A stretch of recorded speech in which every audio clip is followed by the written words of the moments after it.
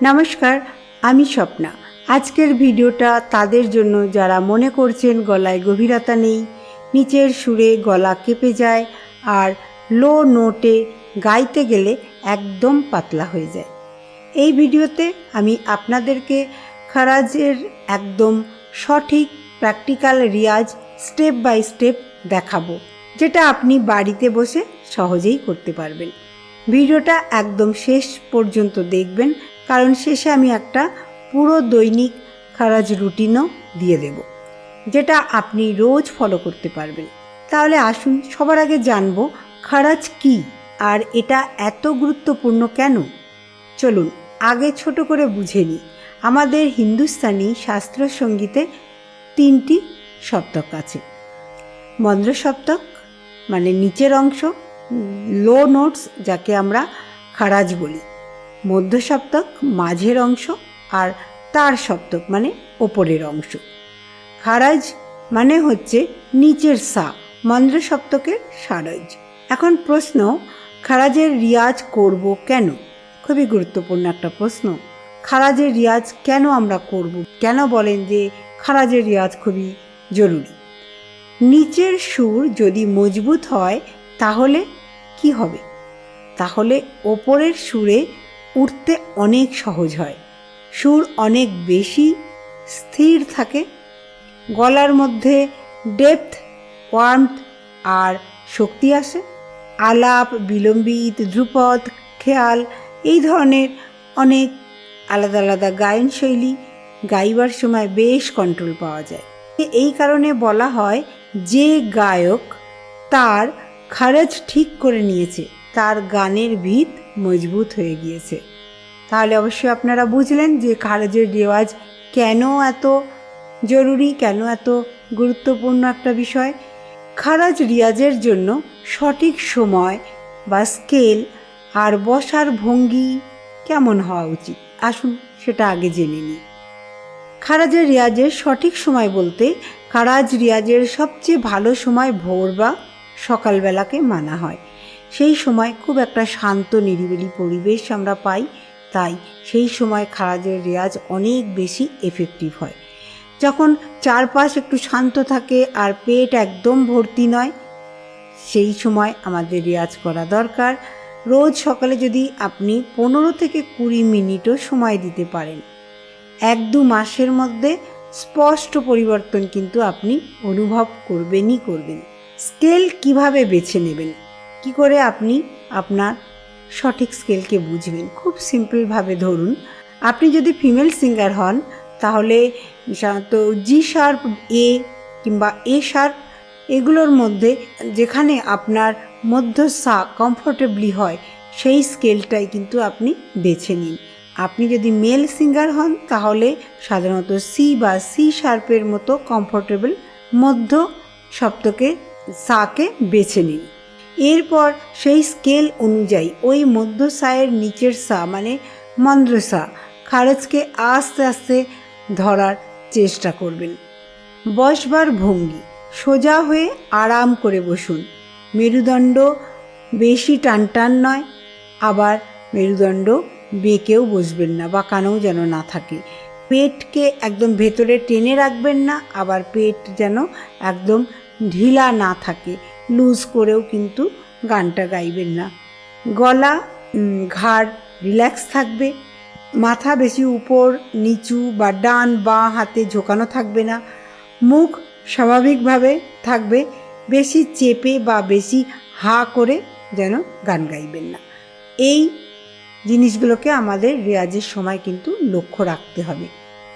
Warm up, গলা একটু প্রস্তুত করে নেওয়া, তার মানে খারাজে সরাসরি ঝাঁপ দেওয়া যাবে না, আগে গলাকে একটু আধটু রেয়াজ করে নেওয়া, মানে মধ্য সপ্তকের সাথে প্রথমে ভালোভাবে নিজের আওয়াজকে সেট করতে হবে, তারপরে কিন্তু ধীরে ধীরে মন্দ্র সপ্তকের দিকে আপনাকে অগ্রসর হতে হবে। তাহলে সবার প্রথমে আমরা সাতে হামিং নেব। সবার আগে মধ্য সপ্তকের সা,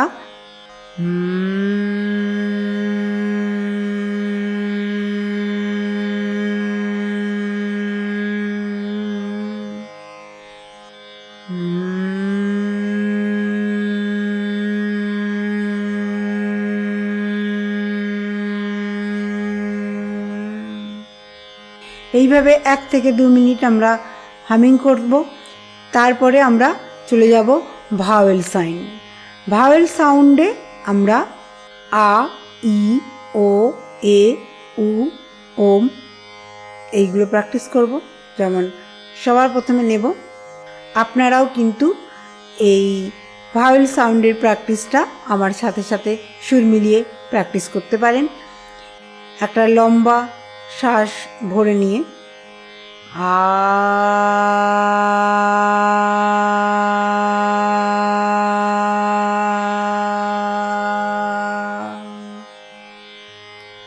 আবার একটা লম্বা শ্বাস নেব, নিয়ে ই,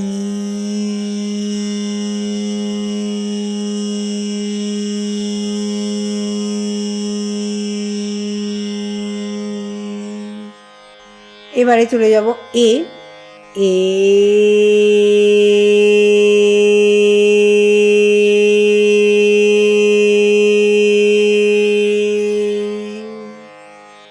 উ, উ,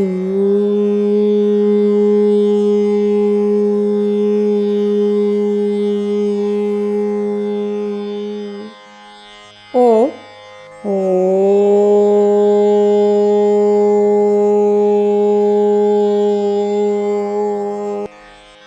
ওম, ও,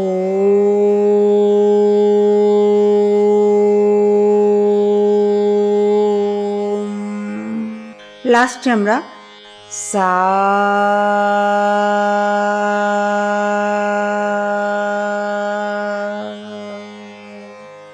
এই কমপ্লিট প্র্যাকটিসটা আপনারা 4 থেকে 5 বার রিপিট করতে পারেন, কিন্তু যখনই রেয়াজ করবেন যেন বডি সোজা থাকে আর ব্রিথিংটা স্টমাক থেকে নিয়েই কিন্তু প্র্যাকটিস করবেন।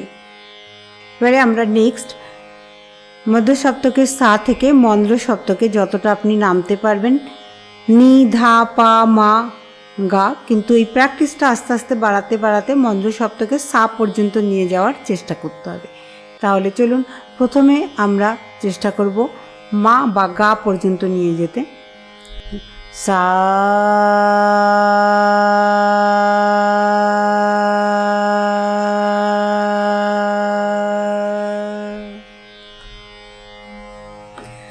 নি,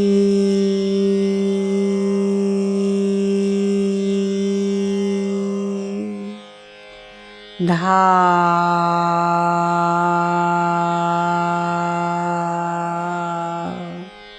পা,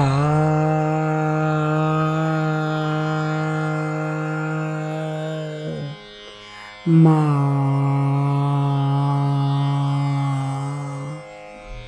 মা,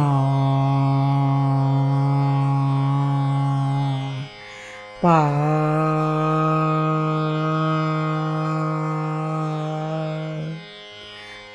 ধা,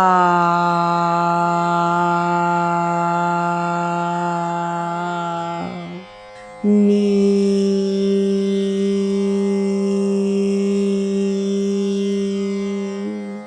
সা,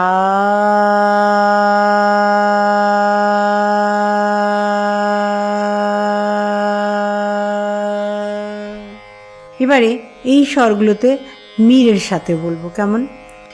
সা, নি, ধা,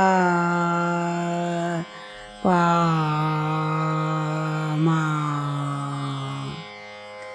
মা, পা, ধা, নি, সা।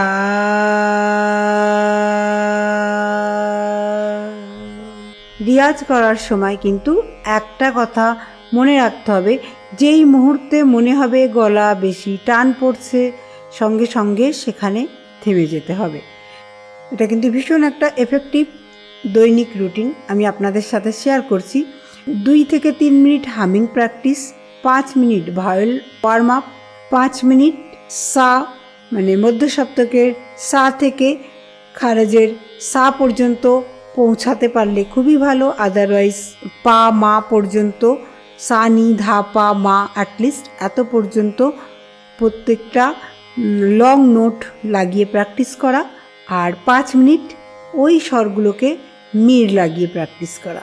ব্যাস, এই প্র্যাকটিস প্রসেসটা যদি আপনারা রাখেন মোটামুটি 15 মিনিটের মতো বা 15 থেকে 17 মিনিট, এটা কিন্তু যথেষ্ট খারাজ প্র্যাকটিস করবার জন্য।